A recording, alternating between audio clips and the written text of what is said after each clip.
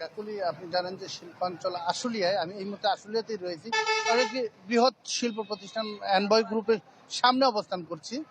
এখানে এই ফ্যাক্টরিটি এখানে প্রায় 4 থেকে 5 হাজার শ্রমিক কাজ করে, এটি কিন্তু বন্ধ, কয়েকদিন যাবতই বন্ধ। এরকম শুধু একটি কারখানা নয়, এখানে আমি যদি বলি যে বাইপেল থেকে শুরু করে আশুলিয়া পর্যন্ত আজকের এই এলাকার সমস্ত কারখানাগুলো বন্ধ ঘোষণা করে দেওয়া হয়েছে।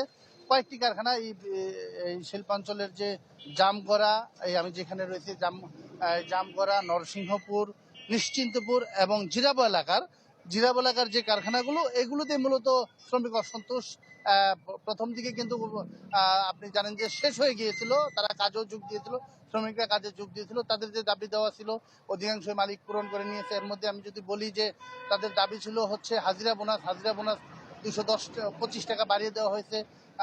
টিফিন ভাতা সেটিও বাড়িয়ে দিয়ে কিন্তু তারা কাজে যোগ দিয়েছিল। কাজে যোগ দিয়ে কয়েকদিন কাজও করেছে, শ্রমিকরা কয়েকদিন কাজও করেছে, 1 সপ্তাহের মতো কাজ করেছে। এরপরে কিন্তু আবারও শ্রমিকরা ওই তাদের কর্মবিরতি শুরু করে, আবার তাদের এখন নতুন করে দাবি শুরু করেছে যে বেতন বৃদ্ধি সহ নানা দাবি।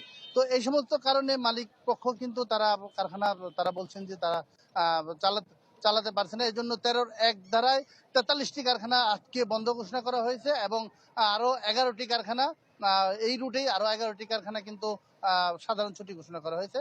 তো সব মিলিয়ে উৎপাদন বেশ ব্যাহত হচ্ছে।